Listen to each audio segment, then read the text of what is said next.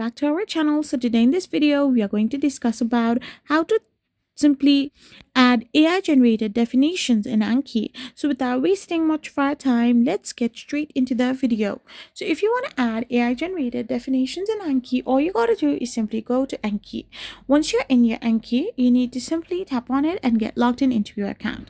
Now to add AI generated definitions in it, you need to use a third-party add-ons that work as a AI service like OpenAI, ChatGPT, Google Gemini, or Claude. So these tools usually require an API key from the AI, so you need to simply install an Anki add-on and simply get an API key. You need to configure the add-on and create or select prompts. You need to simply generate definitions that can be manual entry or batch processing, and you can use an external AI chatbot like ChatGPT to create a list of questions and answers, then format them as a plain text file. After this, you can also use some specialized external tools to help you out. So this way you can simply do it. I hope you found this video helpful. So don't forget to hit that subscribe button and do give us a thumbs up. We will be back again with more informative videos. Thank you for watching and stay tuned for our next video.